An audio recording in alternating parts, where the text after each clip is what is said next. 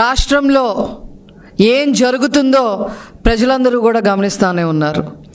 చంద్రబాబు నాయుడు గారి ప్రభుత్వంలో, కూటమి ప్రభుత్వంలో వచ్చిన వెంటనే పరిపాలన మొదలుపెట్టిన వెంటనే దాదాపు మీ కష్టాలు ఏంటయ్యా చెప్పండి అని చెప్పి ప్రజల్ని అడిగిన దాని మీదట దాదాపు 1,74,000 అర్జీలు, వాళ్ళకి ఏవో బాధలు ఉన్నట్టుగా వాళ్ళ అర్జీలు ఇవ్వటం జరిగింది. అందులో దాదాపు 68,000 అర్జీలు ఈ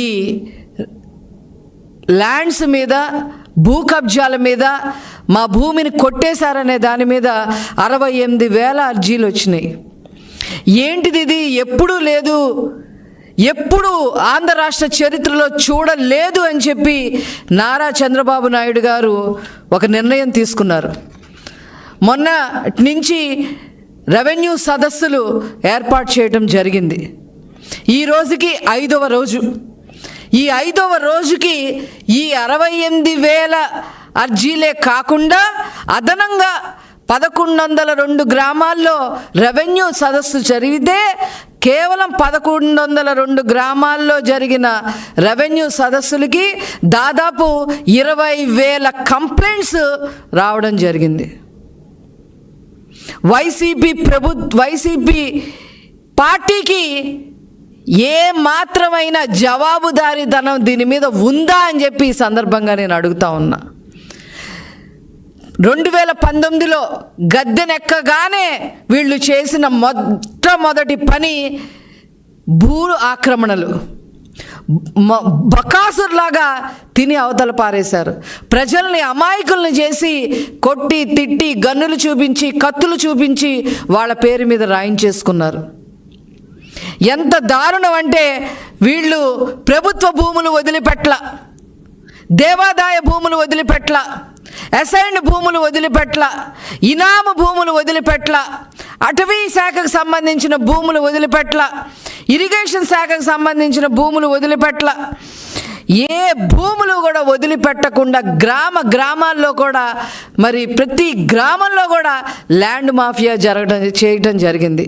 ఈ ల్యాండ్ మాఫియాకి హెడ్ జగన్మోహన్ రెడ్డి అయితే సమన్వయకర్తలు ఉత్తరాంధ్రకి సంబంధించి ఎస్వి సుబ్బారెడ్డి, విజయసాయి రెడ్డి, రాయలసీమకు సంబంధించి పెద్దిరెడ్డి రామచంద్రారెడ్డి, మిథున్ రెడ్డి.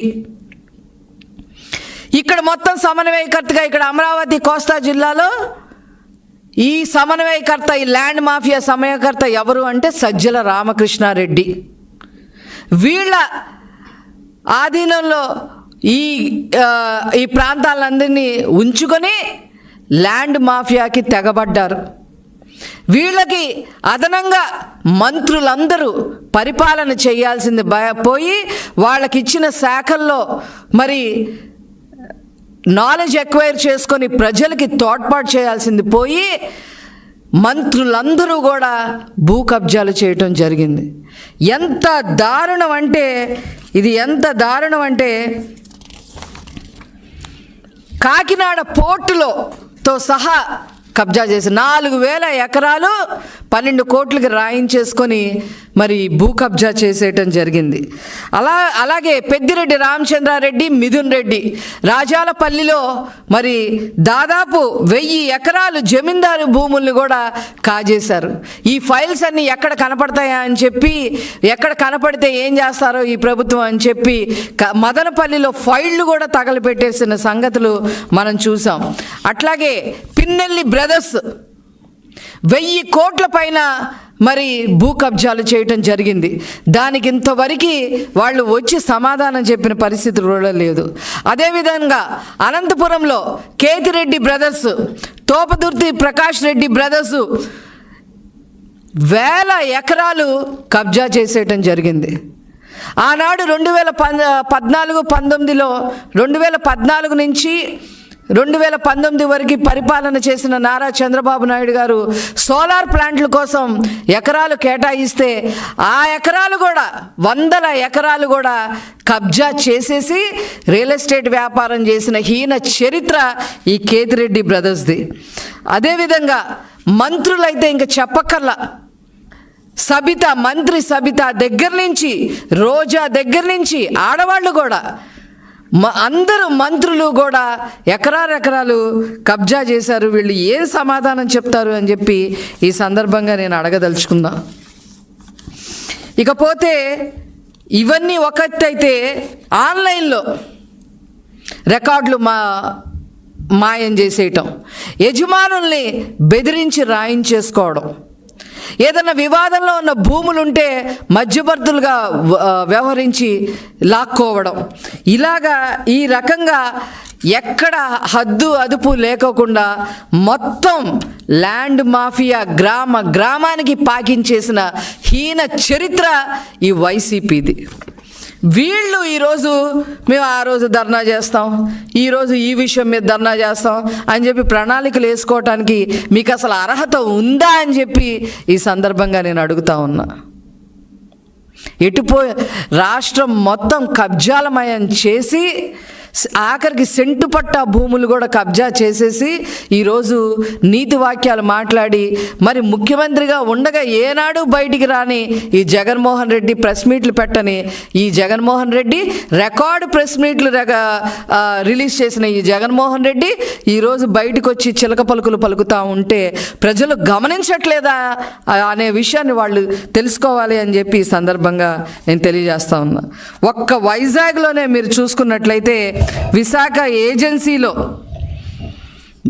బాక్సైట్లు, అదేవిధంగా విశాఖ పరిసరాల్లో 3,000 ఎకరాలు 22A భూములు రెగ్యులైజేషన్ ద్వారా కబ్జా చేయటం, దస్పల్లా భూములు కబ్జా చేయటం, రుచికొండని గుండు కొట్టించేయటం, ప్రభుత్వ భూములు తాకట్టులో పెట్టేయటం, గంగవరం పోర్టు ప్రభుత్వ వాటాలు అమ్మకం ద్వారా డబ్బులు కొట్టేయటం, పంచగ్రామాల భూములు క్రమబద్ధీకరణ పేరుతో కొట్టేయడం, భోగాపురం వైజాగ్ రహదారుల వెంట భూములు ఆక్రమించేయటం, బే పార్కును ఆక్రమించేయటం, అలాగే భోగాపురం ల్యాండ్స్ని ఇంకా ఎంత ఈ చిట్టా ఎంత ఉందంటే ఒక పేజీ మొత్తం ఉందండి.